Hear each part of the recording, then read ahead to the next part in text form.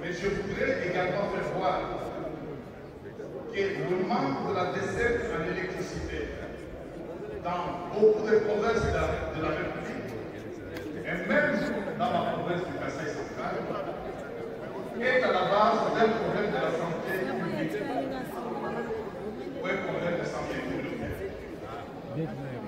Je donne l'exemple. Vous savez, il y a le travail, il y a également le divertissement.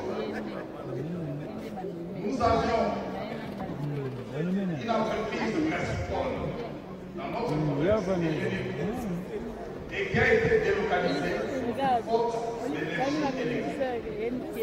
Et cette société est partie du Kasaï central. C'est la personne que je dois recevoir. Et là également, la société a rencontré un ministre provincial. la population qui est habituée à consommer de la bière et faute de cette bière, il se rabat sur la boisson traditionnelle, communément appelée l'autoco manguette. Et vous savez, il y a le médecin parmi vous. Vous savez les conséquences que cela engendre sur la progéniture. Et je me pose la question, d'ici 7, 10, 15 ans, nous aurons une population affaiblie mentalement, avec un quotient intellectuel faible. C'est la conséquence de la desserte à l'électricité. Et ça, c'est un problème fondamental, honorable président. Et nous devons prendre cela au sérieux. Et si cela est ainsi, c'est à cause du dysfonctionnement que nous enregistrons au sommet de cette société nationale d'électricité. Raison pour laquelle je chute en formulant le vœu de voir les honorables députés ici présents prendre la résolution pure et simple de placer l'homme qu'il faut à la place qu'il faut à la tête de la Société nationale de l'électricité. Il y a également une génération dans ce pays qui n'a jamais vu l'ampoule s'allumer, et c'est jusqu'à 40-50 ans, ici en République démocratique du Congo. Et je me demande si cette société a même un état des lieux sur la desserte en électricité. De quoi parlons-nous? Je crois qu'on peut même arrêter le débat et passer à la résolution pour que les choses aillent beaucoup plus bien et plus rapidement possible. Honorable Président, j'ai dit et je vous remercie.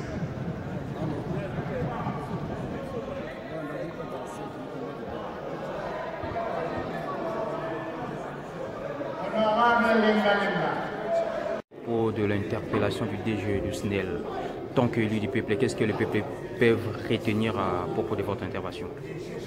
Oui, vous savez, c'est une interpellation à l'endroit du directeur général de la Société nationale d'électricité en République démocratique du Congo.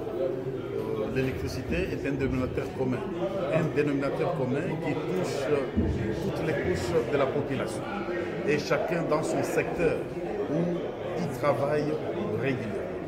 Et si j'ai voulu bien intervenir, c'est pour une raison purement sociale.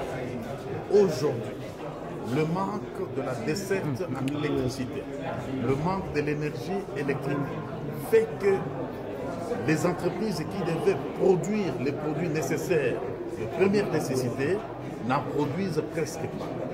Et pire encore, les entreprises telles que les sociétés brassicoles n'arrivent pas à produire la boisson dont la population, bien entendu, a besoin. Conséquence, la population se rabat sur la consommation de la boisson alcoolique, fortement alcoolisée, communément appelée à Guinée l'auto. Et cela a un impact négatif sur la progéniture. Donc nous aurons d'ici 10 à 15 ans une génération des enfants moins doués, pour ne pas dire à quotient intellectuel beaucoup plus bas. Et là, nous sommes en train d'aller déjà vers une société des abrutis. Raison pour laquelle nous voulons que ces dysfonctionnements qu'il y a au sommet de la Société nationale d'électricité cesse et que nous ayons les hommes qu'il faut à la place qu'il faut. Et nous avons invité l'Auguste plénière à pouvoir adopter une résolution qui fera que nous procédions au remplacement de l'équipe dirigeante actuelle de la SNEL. Honorable, pourquoi attendre jusqu'à presque à la fin de votre mandat pour toucher la sensibilité de la population? Non, mieux vaut tard que jamais. Et je crois que ce n'est pas tard. Chaque chose s'est fait au bon moment. Et je crois aussi que c'est le bon moment où cette société doit être redressée. Et le redressement ne doit se faire non seulement auprès de l'unique société, mais nous devons remonter également jusqu'au niveau du ministère, c'est-à-dire le ministère des tutelles, le ministère de portefeuille, le ministère de l'énergie, qui ont compétences techniques et administratives pour pouvoir assurer le réel redressement. Et voilà que les honorables députés se saisissent cette fois-ci du contrôle parlementaire et vont examiner à fond la situation des non-sociétés d'État, parce que nous ne voulons pas avoir des sociétés de canards boiteux, nous ne voulons pas avoir des inachevés, nous voulons avoir des sociétés compétitives et qui ont un plan de redressement, un plan d'extension, qui vont élargir leur main-d'œuvre, qui vont recruter les intellectuels, la jeunesse qui a étudié pour pouvoir penser à l'avenir meilleur pour ce pays. C'est moi qui vous dis merci.